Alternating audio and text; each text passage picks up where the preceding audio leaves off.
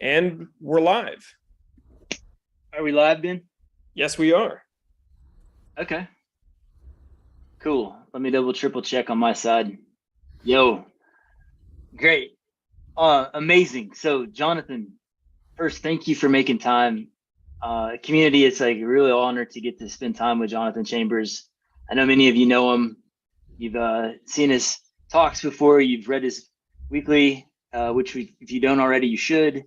You've seen his latest, news and the uh, critique of the upcoming mapping process, right? We're going to talk about all those things. This is our largest Ask Me Anything to date, over 700 folks in the room. So it's an honor, Jonathan, to be with you. And we know you're busy. So thank you, first of all, for making time to hang out with the broadband grants community.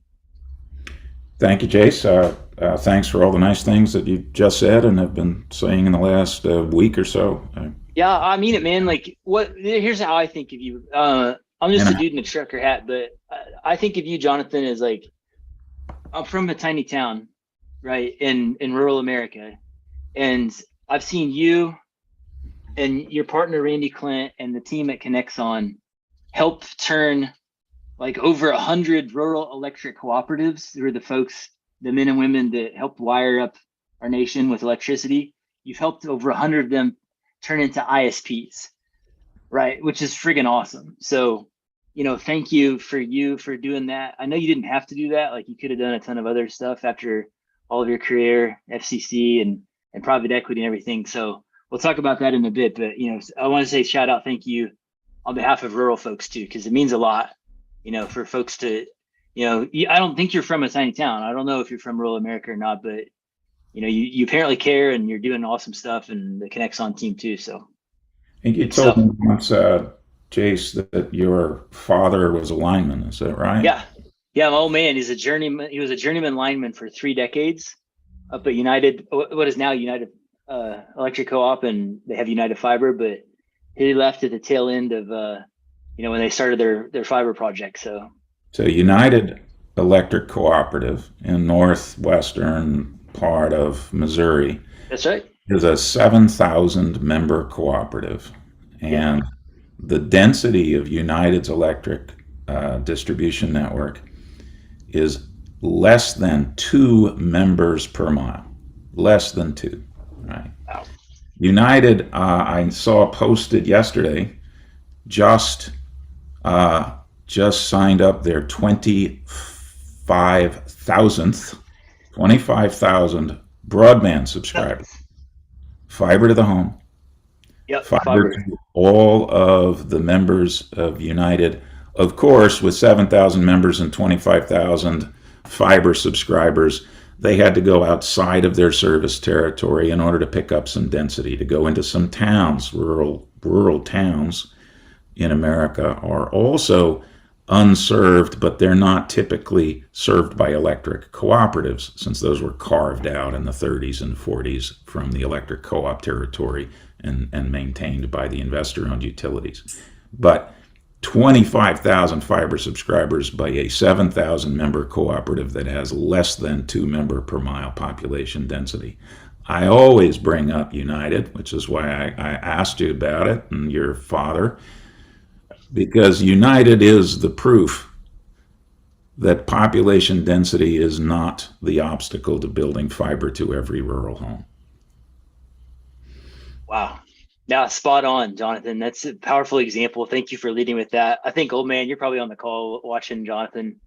So shout out there, and that's really powerful stuff. So that is, I think, going to help to shape where we go first. Jonathan, there's dozens of questions from the community to get into.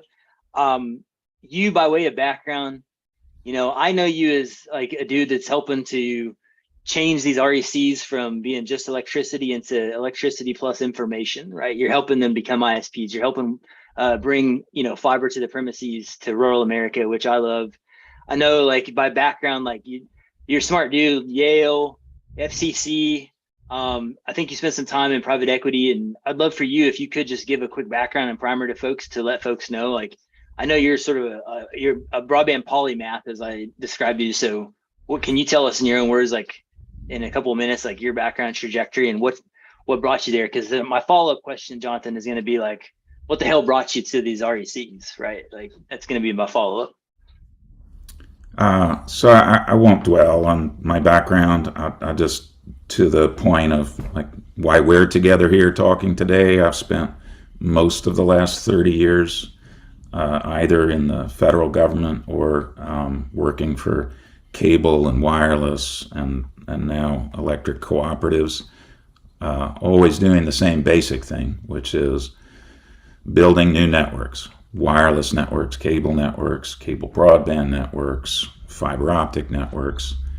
So I've been on both the policy side of things on Capitol Hill and at the FCC, and dealing with government agencies, both in the States and in Europe, as companies that I worked for built new networks. I've always been on the side of the so-called new entrant, that is, breaking into a new market, constructing a new network, always to compete with the incumbent networks.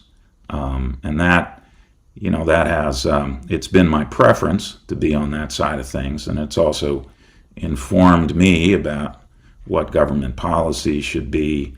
And it started for me back in the early 1990s when Congress was fashioning new laws to open up the then telecommunications monopolies to competition, the cable monopolies to competition.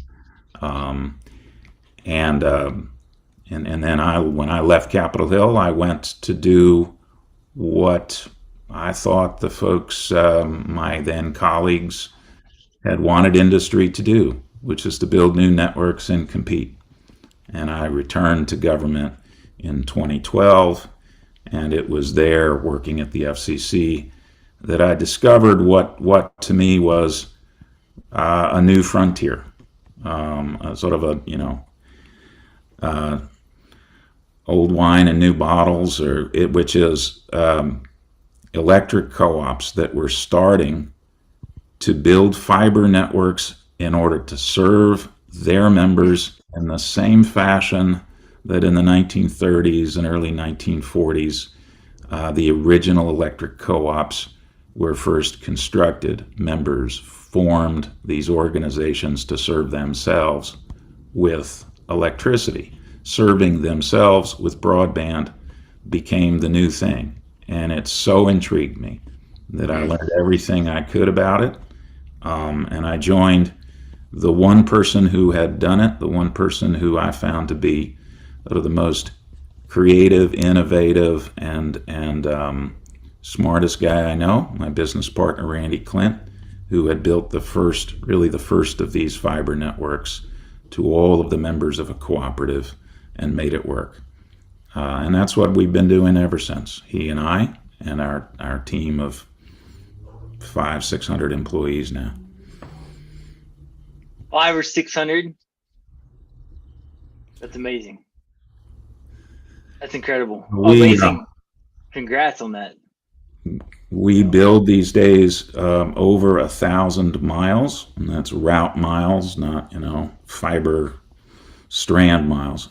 About over 1,000 miles each and every week in rural America. That's a stunning number. That's like multiple tier ones combined, right? Like that's a ridiculous number of fiber that you're actually wiring America up with.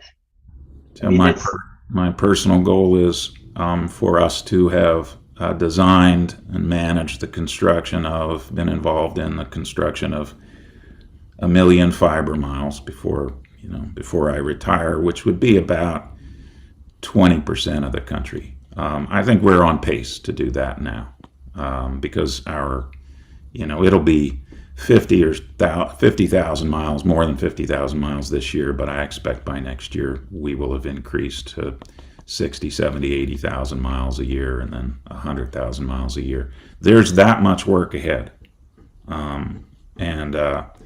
And now that the federal government has appropriated yet another, $60 to $70 billion, mostly for rural broadband, That's on top of the 50, 60, 70 billion dollars that was spent in the last 10 years. But with that opportunity ahead,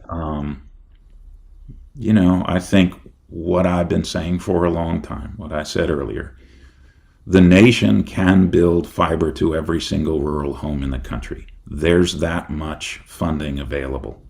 And it's been demonstrated. That's why I mentioned United. It's been demonstrated that you can build a fiber network anywhere in the country that there's an electric distribution network. And since it's a lot more expensive to build electric networks, I don't even understand why people should doubt that you could build fiber networks. I think it's an imperative for the country. That is, I think, we were saying this before COVID, of course. COVID convinced an awful lot of people that broadband was not just a nice to have, but an essential service. Right. We certainly go a step further. Any old broadband to us isn't enough. If you're going to build something, you ought to build the best. Rural America deserves the best, not because it's rural, but because as a nation, we should be together. We should be as one. And we should be providing the same levels of service in all parts of the country to all homes so that everyone has the benefit of the same economic opportunity. We have enough money to do it. There's more than enough money in the BEAD program and the American Rescue Plan Act in order to accomplish that very thing, fiber optic network to every single unserved home in the country. Whether we'll do it or not, of course, it's not one of those devil is in the details questions. It's in the implementation. And it's up to the FCC and NTIA and state broadband offices and county and local officials, and it's up to electric co-ops, and it's up to communities. It's up to an awful lot of people. But essentially, my belief has been for a long, long time, it's up to local communities to step forward and demand that what gets built in their communities is something that is as good as anywhere else in the country, where else in the world, and that the money be used well in order to accomplish that. And it takes a little bit of a demanding. That is, it takes a little bit of standing up for yourselves. You see that with some electric co-ops. They have a history of community service. They are, to me, the purest expression of a community gathering together and to serve themselves when nobody else would do it. When nobody else would do it in the 30s, and nobody else will do it today with a different type of, different type of technology, a different type of industry. But the basics are still the same. It's community led, it's community investment, it's community owned. Those aren't the principles that the federal government and the state governments usually follow. So while I know that it is possible to achieve the objective of superior service, that is the best type of network built to every single American home, while I know we could achieve that, we certainly will not do it. We are. Why? Well, there's a lot of interference in the way the money gets handed out, and I think any community that wants it will achieve it. You can't just sit back. Any state that really wants it will achieve it. But you can see in all the equivocation that comes out of the FCC, NTIA, state broadband offices, all of the rest, politicians, lawmakers at the state and federal level, the equivocation about what the objective is, there's your why. If you set as your goal the best possible network to every single American home, you can achieve that goal. If you set as your goal, well, any old thing, any old technology, any old transmission medium, anything that somebody claims might be good enough. The good enough crowd, hell, the good enough crowd would say that you can get internet access today everywhere. Why should we spend a dime more? The difference between the best and the good enough crowd, that's my answer as to why it will be achieved. Because the good enough crowd, that usually prevails in today's America. It wouldn't have been satisfactory to folks in the 30s and 40s. I think, I'm not a nostalgic, oh, things were better in the 30s. I mean, things were shit in the 30s. The 30s was maybe the worst period of human history. But people rose up. People met the challenge.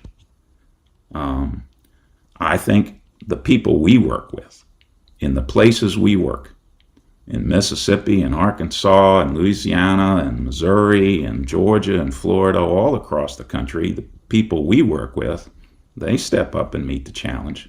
So I have no doubt that it's possible.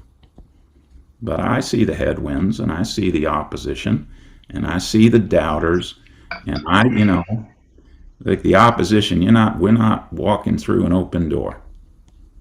You got to break down doors. You got to make people angry. You got to, if you're gonna succeed in something where there's folks standing in the way, you have to push them out of the way. So I'm not saying that just because I say something is possible that it's going to happen. I'm saying it takes real work. It takes hard work. It takes the kind of hard work that electric co-ops and rural communities have done for decades. But first, they've got to believe it's possible. Second, they have to be given the resources from the policymakers, the resources from the broadband offices, from the legislatures, from NTIA and the FCC. They have to be given the tools to make this work and the funding to make it work. And they can't be undermined all of the time, which is what happens all of the time. Undermined in the sense that they're not given the right tools. The maps, when I say tools, I mean things like the starting point. Just the broadband maps. I know you'd wanted to talk a little bit about the broadband maps. You couldn't explain this to anybody and have them believe you. You couldn't explain that Congress appropriated tens of millions of dollars, $65 million under the Data Act. Maybe it was more than that, maybe it was less, but that number sticks in my head. $65 million to the FCC to create more granular maps. You couldn't explain to anybody that money spent by the public, taxpayer dollars, go to create maps, and those maps and the underlying data and the methodology used and the maps themselves are not public. And they say, well, what do we spend our money on if we don't own it? If we don't own it, the money has been misspent. This is an incredible line of thinking, Jonathan. And I mean, you at your time at the FCC, I mean, you helped create clear, sensible approaches to getting the data. And this latest batch, it sounds absolutely bonkers. It actually gets into a question from a community member, Peggy Schaefer, who's been fighting great fights up in the state of Maine. Peggy asked, the states are gathering their own data from ISPs at cost, plus that data will add value to the FCC database. And who will be shared with, who owns it, right? What rights do you think the FCC is expecting for the use of the challenge data, right? So there's all these questions that flow out of it, right? Where the private company owns America's official broadband data and is only sharing bits and pieces for the purpose of error correction. And that same private company is authorized, reserves the right to license that data or not, right, to any other group. So what the hell? Can you say more? Like you've always been sensible about these things. I mean, when our first check-in conversation, you were like, what if we just did it off of electricity meters, right? Electric meters, why wouldn't that work, right? There's got to be something here. So right. I'd love to talk more about that if you can. Well, you have to start with the purpose of the maps. Why is there going to be, Okay. and what is the use of these new Data Act broadband maps? And while there are those who advocated for and passed into law and now are producing granular down to the level of the structure. So broadband serviceable locations is what the FCC is charged with producing. That is, what is served and unserved, and with what kind of technology and what kind of speeds and latency at broadband serviceable locations. A broadband serviceable location is interpreted more or less by the FCC and its consultant as structures. Now, that leaves out a lot of farms.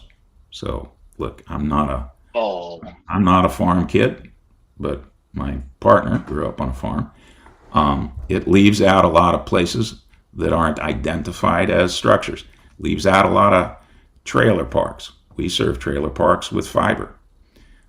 So the very first set of data that is not owned by the public is what's referred to as the location fabric. That is the identification of every broadband serviceable location according to the FCC's interpretation. Where can things be served? The purpose of that is to then take the data that was supplied by every internet service provider as to where they offer service, what's the type of service, level of service, technology used, all of that, overlay it on this location fabric. That's neither owned by the government nor by a private company. That's still the property of the companies that supply it, the ISPs. What I'm getting at is none of the information is public. At least the location fabric should be public. All right. Now, the states at the same time, most of the states, it looks to me, most of the states are creating their own maps. And this really gets to my reference a few weeks ago in an interview when I referred to a train wreck. This is the train wreck I was referring to. Okay. It's fine for states. In fact, I would do it if I were at a state. It's fine for states to create their own maps because the federal maps are not available yet. And the states are being asked to produce broadband plans, and you can't produce a broadband plan without the underlying, map. That is the first tool. So the states, most of them put out RFPs. There are half a dozen or 8 or 10 different consultants that produce broadband maps. I'm not in that business. We don't bid for that sort of thing. Now here's the train wreck. Everybody is producing maps based on their own methodology. The federal methodology, the one used by the FCC's consultant, is different than the methodology used in Georgia. It's different than the one being used in Florida, which is different than the one being used in Minnesota, they're all different. The methodologies themselves are not only different, they're proprietary secret. So if you don't have an agreement as to what you're measuring, take that one example, the simplest example that I can give you as to a difference in view. I'm at a trailer park. There are spaces for, and this is rural America. And that's what all we're really talking about, because it's unserved, and unserved is really the vast majority of unserved is in rural America. So if the FCC does not count all of the places where there could be homes, could be trailer homes in the trailer park, they're not counting it because they don't see something there through satellite imagery. We would say every place where there's already an electric meter is a serviceable location. Why do we think that? We think that because we already build fiber. We design and build fiber to meter locations. Right. Now, at the webinar that the FCC held just a couple of days ago to explain the challenge process to the location fabric, they said straight out, that electric meters are not, in their view, broadband serviceable locations. We build fiber to electric meters, to every electric meter in an electric distribution system run by an electric cooperative. So to us, it isn't the issue of whether there's a meter there. It's that we've already designed and built fiber there. So there's a disagreement, and you might think, well, that's a maybe a small percentage. It's probably 5 to 10% difference, just that, maybe more than 10%. If you go to my example of a farm, well, the FCC has in the past, and it's hard to tell based on what they said the other day in the webinar, has in the past said, well, there's a location on a farm. You know, there's a residence, or there's a business structure on a farm. There's a lot of use on farms for broadband. Modern farms, more and more, need to be connected. And it's not all wireless. You need to get fiber to lots of places on the farm. We're not talking about just fiber, though. We're talking about broadband serviceable locations. I would have a different count of the number of broadband serviceable locations on a farm than the FCC. I'm just giving you my difference. Our definition isn't being used by any state or any, broadband mapping, but different methodologies are being used. It's the different methodologies that will produce different maps, contradictory maps. Yes. So when the FCC produces its map, and I know it's saying that it wants to receive challenges first to the location fabric, and yet they haven't made the location fabric public. You can't get that. Jake, you can't get a copy of the location fabric. I can get it, but only in those places where I provide broadband service as an ISP. The states can get it, but then they have to hold the data private. They can't make it public to the citizens of their state. And there are only certain permitted uses. And if you make a challenge, here's a real kicker. If you make a challenge, the data that you supply, the FCC claims becomes the property of their consultant. So, okay. I have a simpler point in all of this. My simpler point is that all of the data, all of the methodological assumptions, and all of the underlying data to produce maps that are being used to spend 50, 60, 70 billion dollars of the public's money, that should all be made public. 100%. The should be made public, and if folks are unwilling to make it public, then it shouldn't be used. This isn't very difficult stuff. You don't have to use if the FCC doesn't want to make its data public, well, then maybe the Data Act maps shouldn't be used by anybody. The states have a role to play in this, of course. Yep. Communities have a role to play in this, of course. But it only works if we're talking about data that people can see, that people can play with. Don't just give me the results. If you give me results, you produce a map and you say, here's my results, and I don't know what went on behind the scenes, under the hood, whatever, then I don't have a way to know whether the results are good or not. I don't have a way to know. I don't have a way really to challenge that data if I can't see the data. And the secrecy that goes on at the federal government and state governments about something that involves public money should be changed. It isn't that hard conceptually to understand. We're spending a lot of public money. We should own that thing. And that's my beginning and end to how to improve the maps, how to avoid the train wreck. Make the damn data public. Okay. Jonathan, we have on the call several state broadband directors. We have on the call several folks from the Broadband Mapping Coalition. I sincerely hope, Jonathan, that you join the Broadband Mapping Coalition because your leadership would be extremely valuable there. Folks, we're going to get into a second question from Peggy about the challenge process and the role that you described, Jonathan, that states play.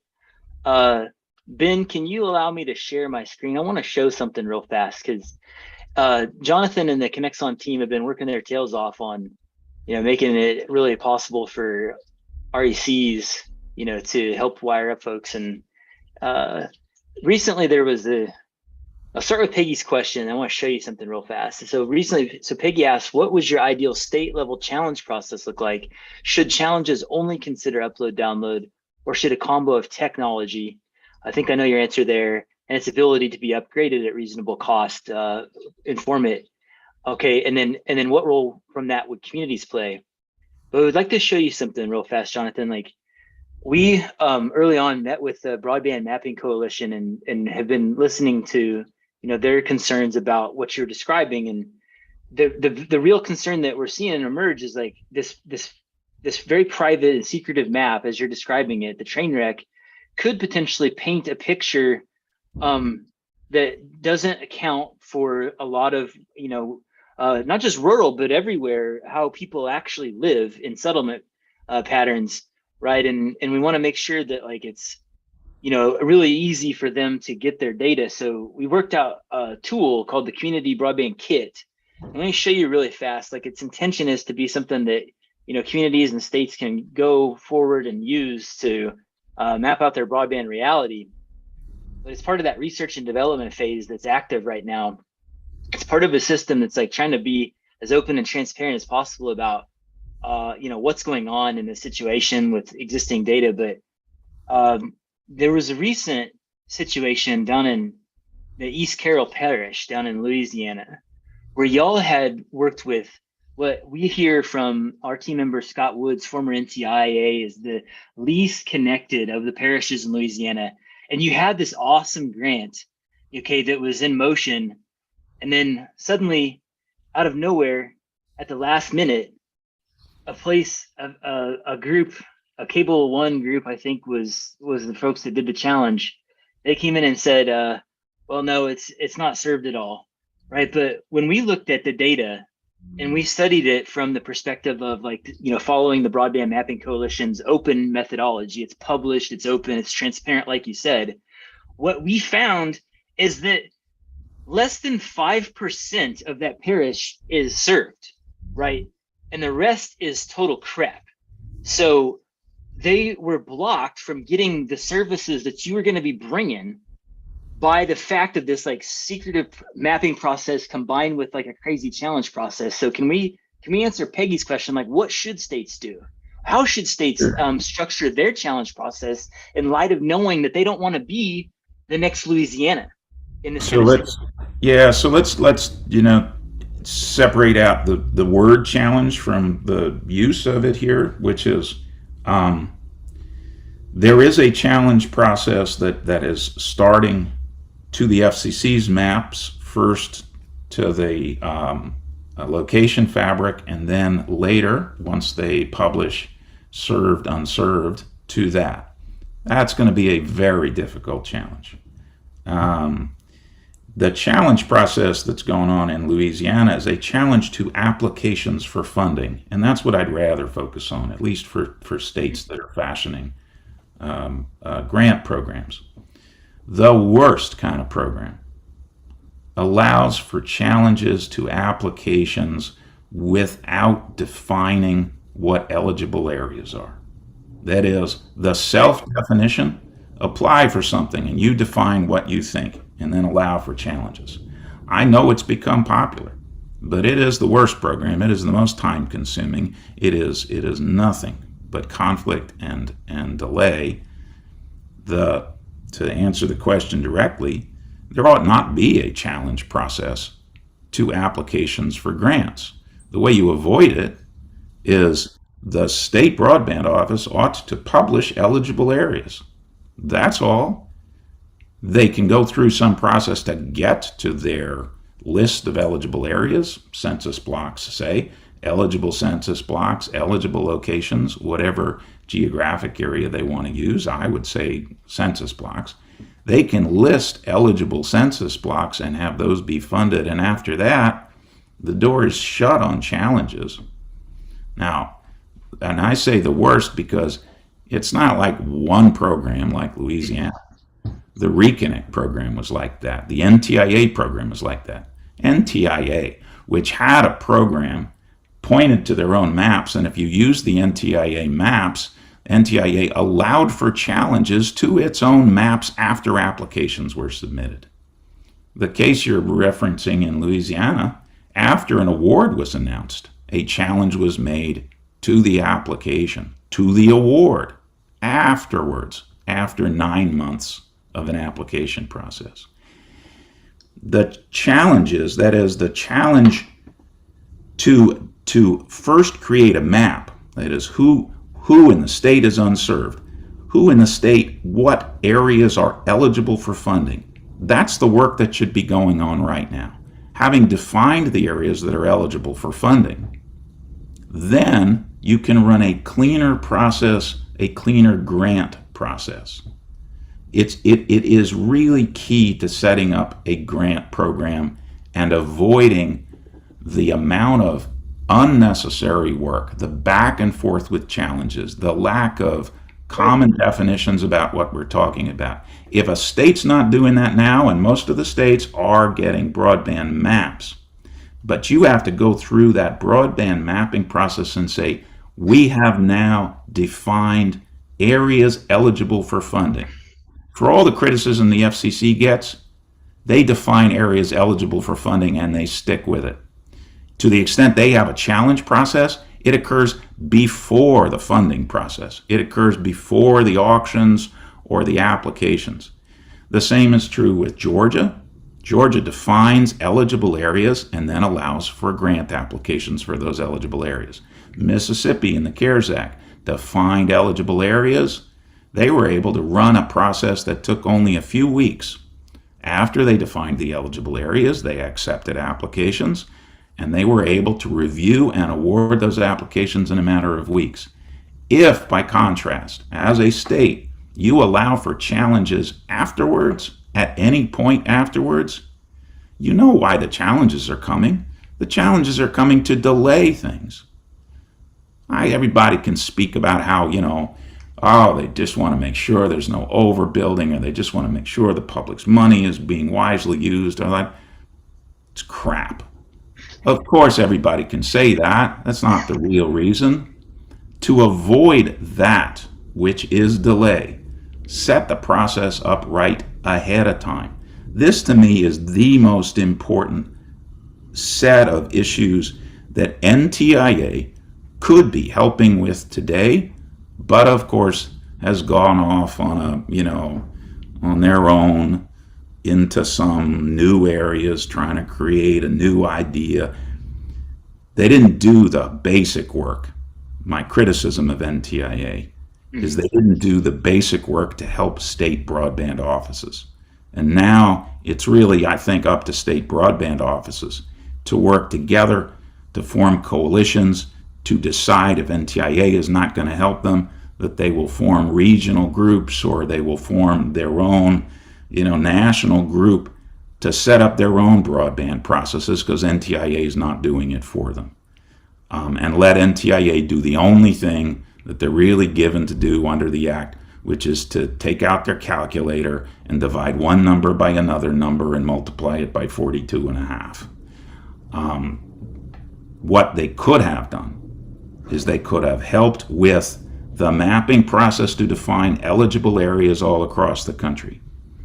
They could have come up with a set of tools to be used to administer these programs by states, because the programs have to be administered by states, and the state broadband offices are by and large small, 2 people, 4 people, understaffed, and trying to prepare to spend, on an average state, spend $500 million to $1 billion, with all of the pressure from communities and from politicians and from their own interest in trying to do good, to produce this once opportunity. My buddy, Blair Levin referred to it as, this isn't once in a generation or once in a decade. This is a once opportunity to take this money Agree.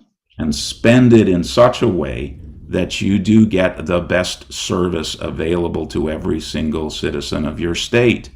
You need tools for that. And the tool could have been developed, still could be developed if anybody at NTIA cared enough, could be developed for use by the states, because they've got to run the programs. Not NTIA, not the FCC, not this time. The FCC, Congress took that ability away from them here. That is, instead of giving the money to the FCC to administer, said, no, you had your shot. We're going to give it to somebody else. They didn't give it to NTIA either. They could have made the $42.5 billion an NTIA program. Congress did not do that. Congress said the money goes to the states under a set of very loose definitions, completely loose. You could define that stuff any way you want. The states, though, have this huge responsibility and are understaffed in the broadband offices. Yes. And will be overwhelmed because the average ratio of applications to budget tends to be like 10 to 1. And everybody thinks their applications are deserving. You'll you'll have $100 million and you get $1 billion in applications. In this case, the money that's coming is a tidal wave of money. I said the first thing that NTIA should have done is start working on the maps. Here's really the first thing, or second thing, or third thing, but it should be in the top 3 that they should have done. They should tell every state what the allocation is going to be. Give or take a few percent, that's knowable today. Under the Act, Infrastructure Act, they have to wait until the Data Act broadband maps are made public by the FCC before that allocation calculation is. But you know what it's going to be within a few percentage point today.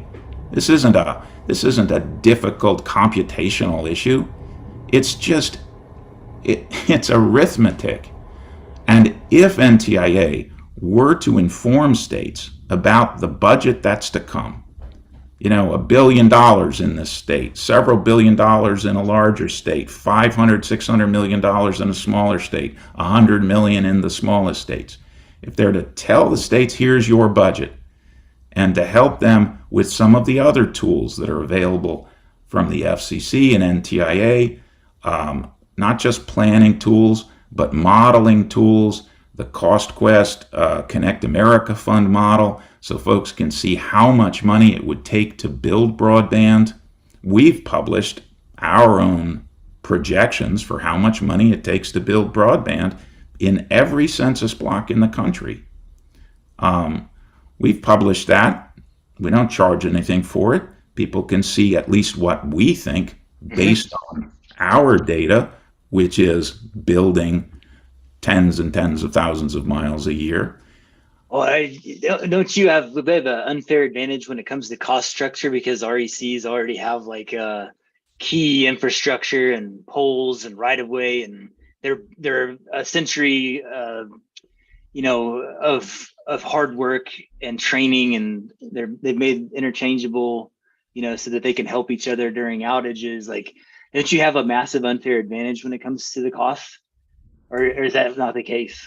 So 7 years ago, Randy Clint formed our company, Connexon. We don't own any electric cooperative infrastructure, he and I. We don't own the poles. We don't own any wires. We don't have, poles, ducts, conduits, rights of way, bucket trucks. We started with nothing. Our advantage? Innovation, creation of new techniques. We coded our own software for fiber design. We developed some of our own equipment and materials. We came up with new processes. Our advantage is in our innovation, not in the fact that there's some poles out there. We don't only build on electric co-op infrastructure. We build off system as well. No, what I'm saying is that anyone with hard work and diligence could have done what we started doing 7 years ago. I'm not talking about that, though. I'm talking about first starting with the budget a state has for broadband, using that with different tools. You could do a simpler allocation. My preferred allocation is to push the allocation of funds all the way down to the census block in a simple straight line form if you want to. That is, you could do a simple calculation based on miles and homes and say, all right, the NTIA is going to decide on the allocation of the $42.5 billion to each state. Use the same basic path to say, okay, that's based on the number of unserved locations in a state. Now I'm going to push it down to the next level, which is say, what does that look like for every census block in the state? You know, census blocks, they roll up into block groups, which roll up into tracts, which roll up into counties. So you can come up with county figures. And then if I were at a state running a broadband office, I would use that as my initial allocation. I would say, here's my allocation of funding to every county. I'd go down further, though. I'd get more granular. I'd get down to the level of the census block. And I'd say, here's my allocation to every census block that is unserved or partially served or underserved in the state. And then I'd say, anyone that is willing to build the best possible network, here's the amount of money that's available to you. But don't tell me that you're going to build it over the next decade. Tell me what you can build this year. Don't tell me it's going to take you 2 years. If it's going to take you 2 years, wait a year. Year by year. Data on the table if you want to. If you want to participate. build, here's how much money is available in every census block, every block group, every tract, every county. Here's how much money is available. If you want to build it, apply for that. Build it. You got 12 months. Ready, set, go. If you don't get it done, you're not going to get the money. So don't ask for too much. Don't ask for too much territory. If you think like, oh, I can't build that much. I can't build 1,000 miles. We build about 1,000 miles per year on any given project. So that's our advantage. We're fast. But that doesn't mean somebody else can't say, you know, I can't build 1,000 miles in a year, but I could build 100. So apply for that. I could build 50. Apply for that. Have it be a race to see who gets the job done. Don't complicate it by trying to compare different transmission media and different technologies and different, no, this is pretty basic stuff. There is one transmission medium that the world is building. One. Build that. And then let people compete for how quickly they can build it. Make the money available. Let them build it. And then this is the key to all of it, which is you've got a small broadband office, right? Again, 2 people, 4 people. Maybe you get to staff up with the $5 million you just got from the federal government and you have 10 people. Wow, you know? It's hard to process all of these applications if you're comparing engineering studies and you're comparing. So you got to do a couple of basic things. First of all, you have to vet folks ahead of time. And there's an easy way to vet somebody as to their capability to build a fiber network. Have you built one before? If you're asking to build, you want money to build crazy talk. 500 Come miles. on. Show me that you built 500 miles last year if you want to build 500 miles next year. If you have, well, you pass one hurdle. Second thing, show me that you have access to materials. Don't tell me 9 months from now that you're still waiting on your shipment of fiber. Show me that you actually have materials, that you actually have labor. Show me you have the personnel to build. Show me you have the rights of way or you have a way to get the rights of way. Show me that you have access to poles, or if you don't have access to poles, you're going to build underground and you're going to be able to do that. Show me that up front. That is, the vetting up front is pretty simple. And then you don't have to have some reimbursement program where you're checking people's invoices and did they spend what they say. No, you've already established an amount of money. If they get the job done in a year, they get the money. And the only thing you have to do is verify it at the end. Verify, did the thing get built? That's visual, more or less. But, you know, they have to give you some kind of demonstration. Maps, as-built maps. For example, here's my as-built map that I built where I said I was going to build. That's your verification. You want to do some spot checking, you can do that. You can run a program like that with just a few people. What you can't run with just a few people is a process where you're allowing challenges and rebuttals and appeals, and you're sifting through engineering diagrams, and you're trying to do all of that, and you're trying to score things. I'm going to award 5 points because you said you would do this in a certain way, and I'm going to give you 10 points for your speed, and I'm going to give you 12 points here because you got letters submitted by school children writing nice pictures with crayons, and I'm going to give you, the mayor said that he supported it, so I'm giving you 5 points. Forget the point system. All you really need is you need to tell people how much they can get. You can verify, you can vet them up front, you can verify at the back end whether they got it done. If they got it done, they can get the money. You can run a program like that, and you can knock off these census blocks year after year after year. Within a few years, most states will get the job completely done, fiber to every single home in a state. I have designed programs, I have participated in programs. I'm not telling you this to say, oh, this works best for us. I'm saying we'll play any game people want to set up. We've been hugely successful in getting access to public funds. I'll participate in an auction. I'll submit something with an application. I'll get the school children's letters. I'll do all those things if that's the way you want. We can play all those games. I'm saying this is the best way to get the job done quickly, efficiently, easy to manage with small staff, proven that is, somebody says they're going to build something, and if they build it, they get the money. If they don't build it, they don't get the money. Then folks have to curb their own appetite as to how much money they want and how much they can build. That program would work. It's more or less, I'm not saying, oh, this is a brand new idea. That's more or less the way the CARES Act program was run in lots of states. I'm most familiar with the way it was run in the state of Mississippi. State of Mississippi, in a 4-month period of time, got several thousand miles and tens of thousands of homes passed with fiber in rural Mississippi for a whopping $75 million. It was fantastic. And the reason it all happened was that because the CARES Act had a deadline of December 31st of that year. I know they changed it. Congress changed the deadline on December 30th, but if you were waiting for Congress to change it, you'd basically already, lost out. Because there was a hard deadline, because you could only get the money if you completed your work by that deadline. Folks who applied for the money in Mississippi applied knowing that they could get the work done. And we brought in dozens and dozens of crews, hundreds of crews, to build out Mississippi. Mississippi, and I was telling you this the other day, for my money, Mississippi leads the nation in broadband today.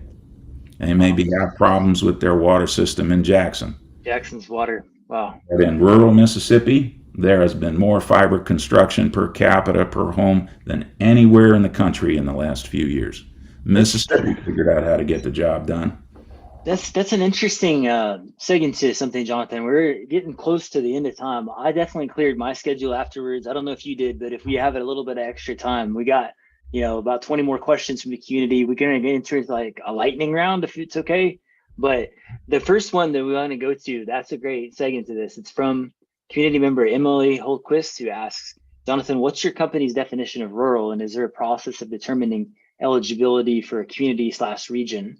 Right. So what is rural, right? And you just pointed out, it's like Mississippi, against everybody's thought process, probably is like they actually lead, from your point of view, and you've got the data to show it, from fiber to the premises in rural context. But then Jackson's like struggling with, the capitals, like the people can't drink the water, right? So what is the definition between urban and rural, and how do you see that? Yeah, I don't have any particular definition. As everybody knows, the rural electric co-ops formed in the 30s. Yep. Some of them have towns that grew into them. Atlanta is surrounded by electric co-ops, and as Atlanta grew, those electric co-ops became really dense. They don't look like they used to. I look, there are Census Bureau definitions. I would just take one of them. Like this goes back to the allocation. Here's the easiest way one could have done an allocation of funds. Take the Census Bureau data from 2020. Figure out what number of rural households or residents live in a state compared to the country. Divide the 42.5 billion that way. You would have come up, I'll bet you, I'll publish that number at some point. I'll bet you it is within a few percent of the number that's come up with after the broadband map is produced and the challenge process and the tens of thousands and millions and tens of millions of dollars are spent. And it is tens of millions of dollars that will be spent to do what? To calculate an allocation. That's the only purpose in the Infrastructure Act of all of this effort. That is the broadband map, the thing I went on and on about. The only use in the Infrastructure Act is to calculate the allocation. We calculated an allocation a year ago and published it. Again, you could calculate an allocation using different metrics. If you're just doing it for the allocation, it's a large waste of time. But that's rural. I don't know. The folks at the Census Bureau know more than I do about demographics. Okay, fair. Great. So, and you mentioned RECs. This question is going to combine questions from community members. Where'd my question go? We have questions about RECs from a few folks. Ben asked, why RECs, right? Dave McGarry asked, what is the role of the rural electric cooperative in building the high capacity broadband? Are they inherently better suited to the task than incumbents and rural telecommunications companies?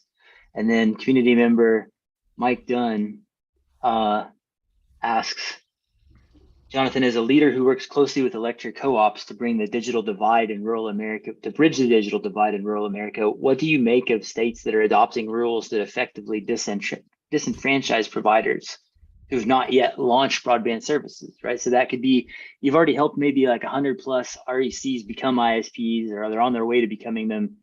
Are there going to be problems for folks that aren't already in the business of providing internet service? And so, yeah, let's talk about RECs for a minute. So the why electric co-ops, it's all you have to do is look at a map of where there are electric co-ops, and then a map of what's unserved in the country. Take anybody's broadband unserved, underserved map. It's a glove fit. The same places that were unserved by electricity in the 1930s tend to be unserved and underserved by broadband today. It's just the network economics of population density. That's all. So it's a good place to start. It's not everywhere.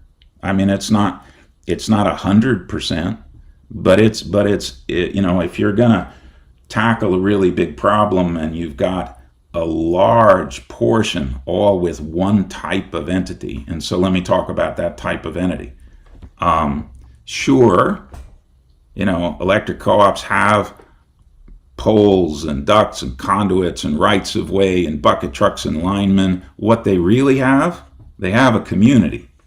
They have a community that is a member-owned organization. If you told me I could only make one rule as far as spending the public's money on broadband, I wouldn't say, all the money goes to co-ops or something.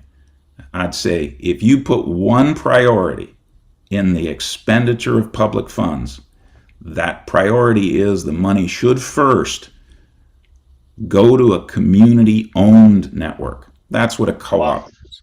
Co-ops have a community-owned network, a community-owned electric network, which when they build fiber becomes a community-owned fiber network. It's the ownership. And if you're spending public money, and you give it to a co-op, what you're really doing is you're giving money back to the people who live in that area so that they can own an asset that will last for decades, 30, 40, 50 years. They've already proven they can maintain an asset for 80 plus years. They will maintain that fiber asset. It will stay within the community. It isn't going to be sold. They're not going to go bankrupt. They're not going to take money from the Apollo Group or some large private equity firm to buy them out and convert them into something else. They're not going to get into some different business.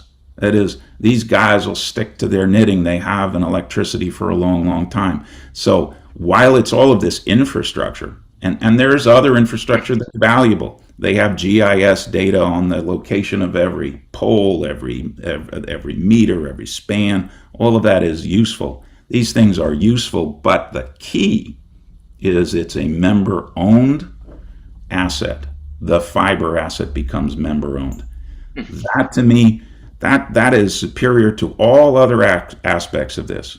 If you look at electric rates by electric co-ops, like the customer satisfaction is higher. The rates are lower than comparative utilities, than investor-owned utilities, than municipal utilities.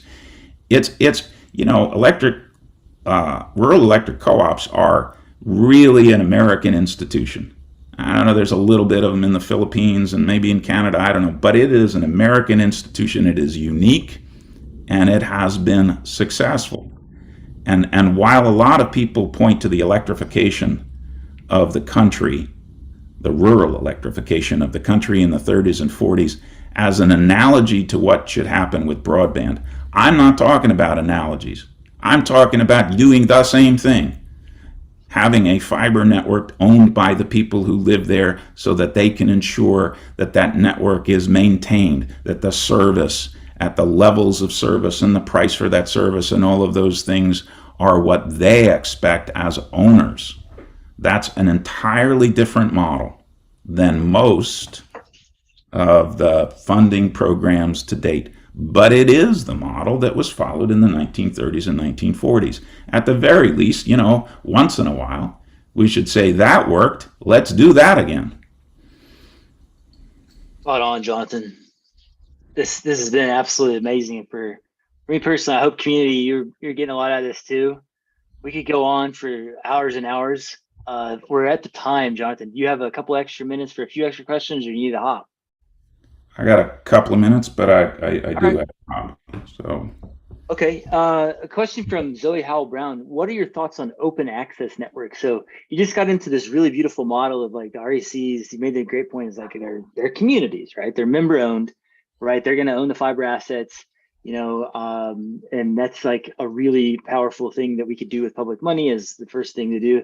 Then there's this next level of like, well, how do you operate it? Like, who's providing the service? Is it necessarily the co-op that might not have that experience?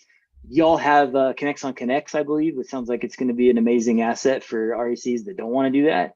And then there's these this growing wave of open access networks, enabled by the separation of planes and software definition. And that's taken root here in America after a decade of success in Europe and other places. So what are your thoughts on it? Like, can those REC networks and other networks be open access, or is that a bad model, or what's up? Yeah, I'll answer this and I'll take another question because I don't want to leave on a sour note. Okay. But I don't think it works in rural America. I don't think it works in rural areas. I don't think you have the density. What you have to do, so here's I'll give you just the straight why I don't think it works. And it's the electric co-op model. You have to have a network to make an electric network work. The deal is you serve everyone, right? You serve everyone no matter where they are in the network. You offer them the same prices. You give them the same level of service. You are not cherry picking or all that. We're all in it together. One for all for one. That's not the open access model. The open access model is a cherry pick model. The open access model gets cherry picked by companies like Google.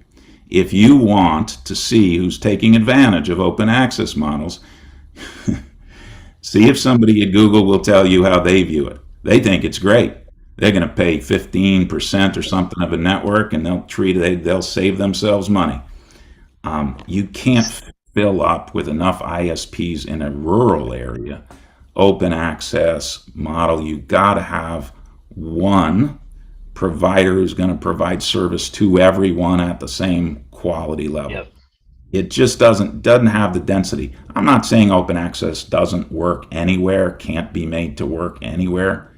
I'm saying this model, a community that owns the network, can either operate the network themselves, and this is the same thing we've done throughout the last decade, operate the network themselves, or lease the network to somebody who will provide those same standards, who will make service available to everyone.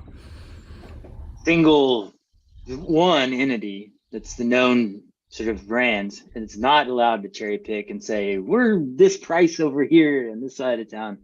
That's clear. Okay, you're for separation of ownership from operation, but full open access, not in rural, at least because of all those problems. That's a great framing. So 2 other quick questions, please, if we could, Jonathan, to end on a high note.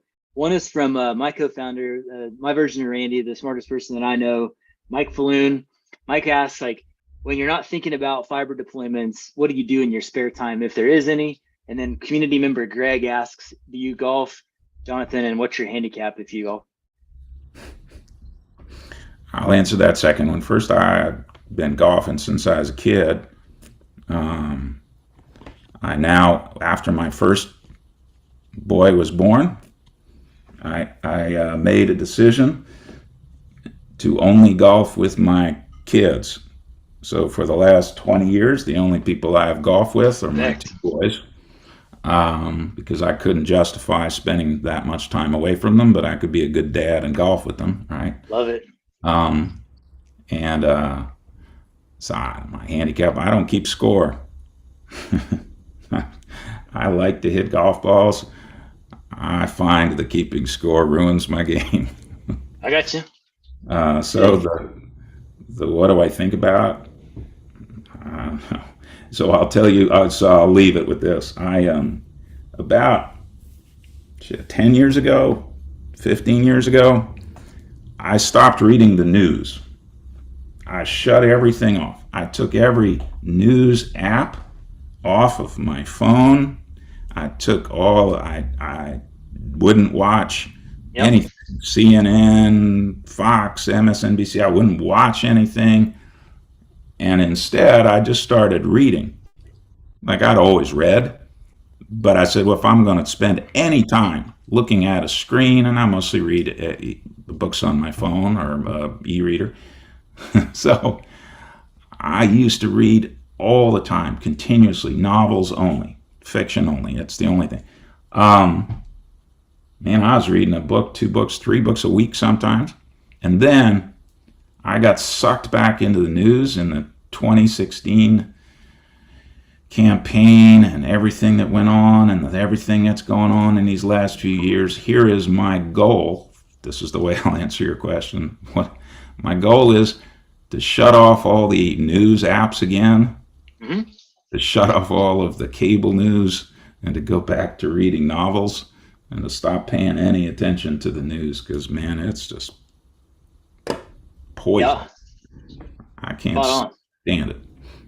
Well, I'm revisiting some Dostoevsky, if it's of any help, and that's a really great place for wonderful minds like yours, Jonathan. So I really appreciate this, man. You don't have to do this. You don't have to help these RECs.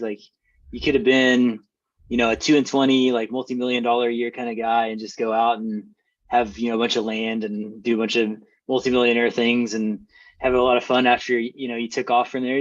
Instead, you rolled up your sleeves. You helped a bunch of RECs get to become ISPs.